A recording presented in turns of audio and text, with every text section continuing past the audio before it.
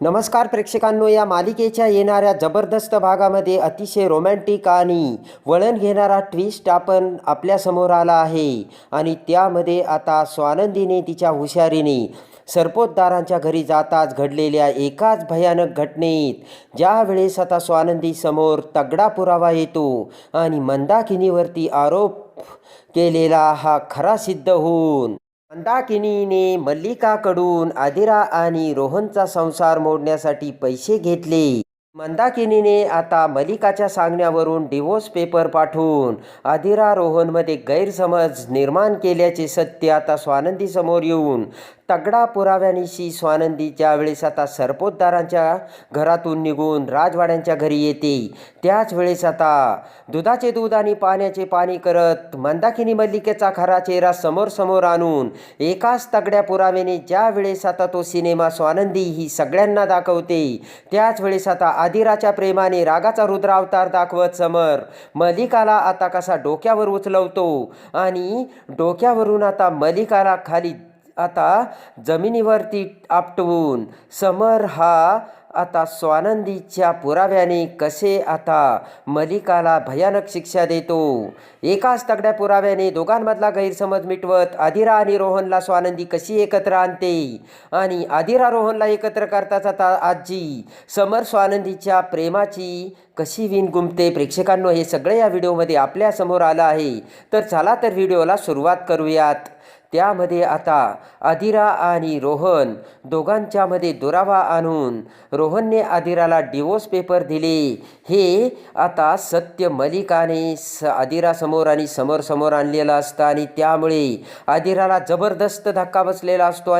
आता आदिराने खाणं पिणं सगळं सोडल्यामुळे आदिराला आता ट्रेस येऊन आता आदिरा अंथरुणावरती पडलेली असते. आदिराची ती परिस्थिती बघता अवस्था बघता आता इकडे समरला खूप राग येत असतो. आता इकडे आनंद आणि निकितासुद्धा तिथे आलेल्या असतात. सगळ्यांना रोहनने हे सगळं कशामुळे केलं, का केलं याचा प्रश्न उभा राहिलेला असतो. पण आता निकिता म्हणते की मला तर हा वेगळाच डाऊट येतोय, कारण हे रोहनने केलेलं नसावं. आता समर म्हणतो की माझा अंशुमनवरती भरोसा आहे, अंशुमन असं काही करू शकत नाही. आणि त्यानंतर आता आनंद आणि समरला मंदाकिनीचा संशय आलेला असतो खरा, पण त्यांच्याकडे बोलण्यासाठी काहीच पुरावा नसतो. इकडे आता सगळेजण स्वानंदीला नावे ठेवतात. स्वानंदीला नावं ठेवल्यामुळे आता पटकन स्वानंदी ही रोहन फोन उचलत नसल्यामुळे आता इकडे सरपोतदारांच्या घरी आलेली असते आणि रोहनच्या कानाखाली मारून स्वानंदीने आता रोहनला डिवोर्सच्या नोटीसचा जाब विचारलेला असतो. पण नंदूताई, मला यामध्ये काहीच माहिती नाही, मी कोणतीही डिवोर्स नोटीस पाठवलेली नाही आणि कोणत्याही पेपर्सवर सह्यासुद्धा केल्या नाही, मी खरं सांगतो मला काहीच माहिती नाही. हे जेव्हा आता रोहन स्वानंदीला बोलतो त्याच वेळेस स्वानंदीच्या बाबांना आता मंदाकिनीने हे सगळं घडून आणलं हे लक्षात आलेलं असतं आणि त्याच वेळेस आता रागाच्या रुद्रावताराने मंदाकिनीला आता चांगलं खडसावून आता स्वानंदीच्या बाबांनी त्यांच्याकडे तयार केलेले डिवोर्सचे पेपरसुद्धा आता त्यांनी मंदाकिनीला दिलेले असतात. पण काही करूनही मंदाकिनी आता ते सगळं तिने केलं हे मान्य करायला तयार नसते. आणि इकडे मात्र आता काय करावं समजत नसतं. स्वानंदीच्या बाबांनी आता मंदाकिनीला याबाबतीत दोषी ठरवलेलं असतं आणि डिवोर्सचे पेपर देऊन रागाने स्वानंदीचे बाबा आता मंदिरात निघून गेलेले असतात. स्वानंदीचे बाबा त्यांच्या जीवाचं काही बरं वाईट करतील का या भीतीने रोहनही त्यांच्या पाठीमागे गेलेला असतो. आता ती भयानक परिस्थिती ओढवताच क्षणी स्वानंदीला मात्र तेथून निघता येत नसतं, कारण स्वानंदीची इकडे आड तिकडे वीर झालेली असते. प्रेक्षकांनो, कारण आपण आता जर या प्रकरणाचा छडा लावला नाही आणि जर आपण सरपोतदारांच्या घरी गेलो तर तिथे सुद्धा आपल्याला नावेच ठेवणार, हे आता स्वानंदीच्या प्रेक्षकांनो चांगलंच लक्षात आलेलं असतं. इकडे रोहनने जर डिवोर्स पेपरवरती सही केली नाही तर मग सही कोणी केली आणि डिवोर्स पेपर कोणी पाठवले, असे विचाराने आता स्वानंदीच्या डोक्यात प्रेक्षकांनो थैमान घातलेलं असतं. त्याच वेळेस इकडे मात्र आता हे सगळं आईने घडवलं हे सुस्मिताला माहिती असतं. सुस्मिता घाबरलेली असते आणि त्याच वेळेस आता अगोदरच्या दिवशी आता सुस्मिताने 48,000चा मोबाईल शॉपिंग करून मागवलेला असतो. ज्या वेळेस आता स्वानंदी ही तिथेच विचार करत बसलेली असते. स्वानंदी विचार करते की बाबाही अजून आले नाही आणि अजून डिवोर्सच्या पेपरचा छडासुद्धा लागला नाही. मला असं डायरेक्टली आता राजवाड्यांच्या घरी जाता येणार नाही. तिथं जर आपण तसं गेलो तर आपण त्यांना काय उत्तर देऊ.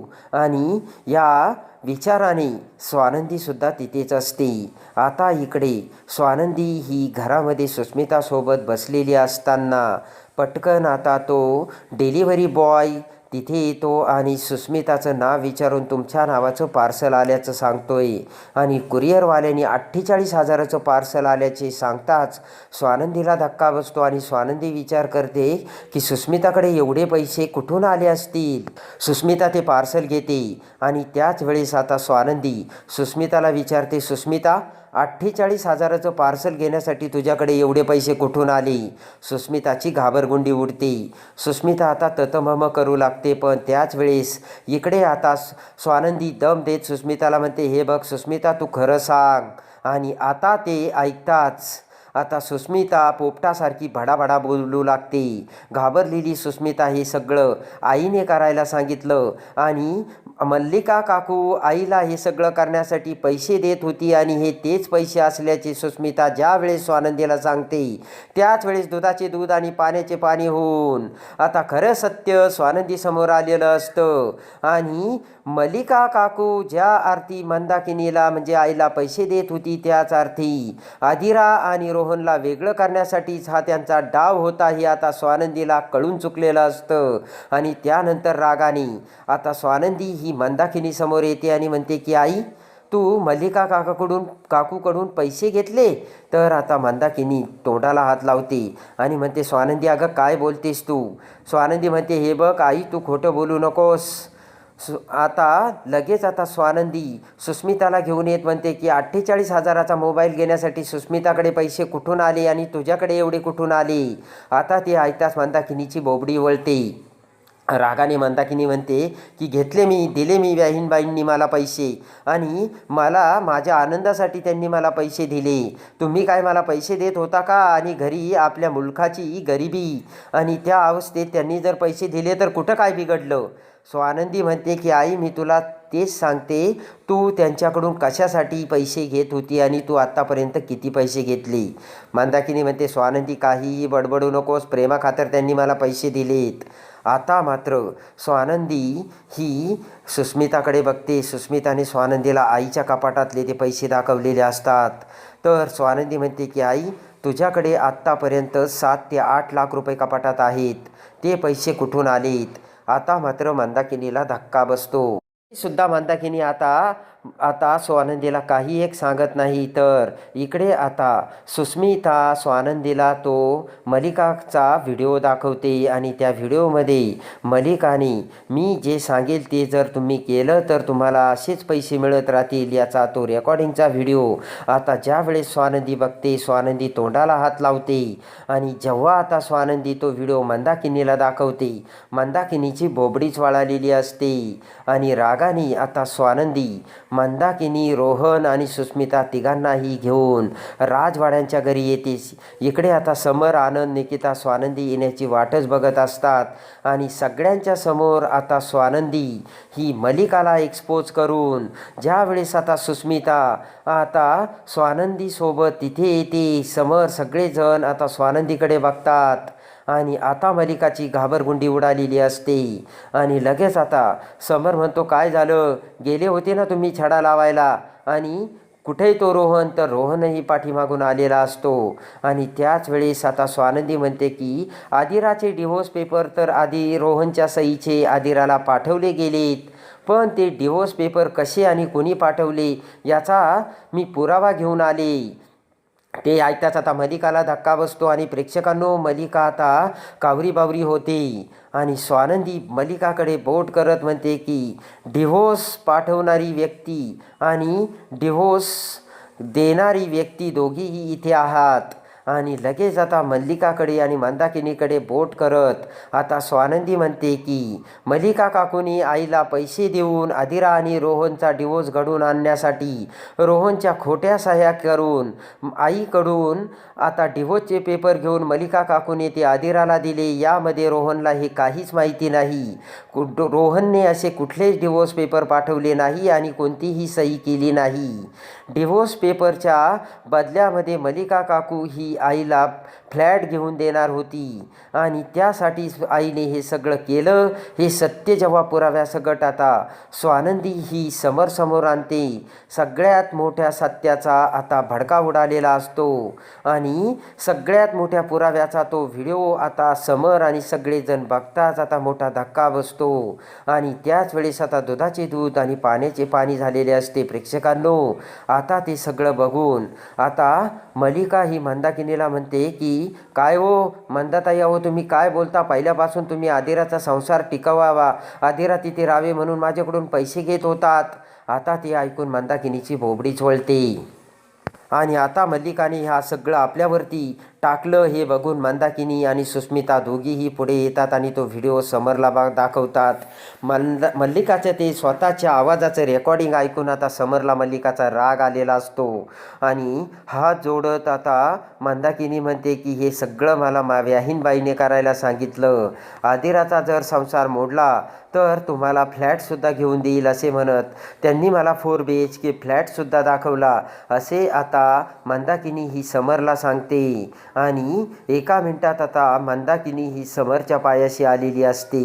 आजीचा रागाने आता भडका उडालेला असतो. स्वतःच्या मुलीचा संसार मोडायला निघाली या बाईला काय म्हणावं असं आता प्रश्न आजीला पडतो. रागाच्या रुद्रावताराने आदिराची ती अवस्था बघितल्यानंतर आता समरला मल्लिकाचा खूप राग येतो प्रेक्षकांनो आणि रागाच्या भरात कोणताही विचार न करता समर तसंच मल्लिकाला उचलून डोक्यावरती घेतो आणि आता या गुन्ह्याला माफी नाही असे म्हणत रागाने समरने रुद्रावतार दाखवलेला असतो.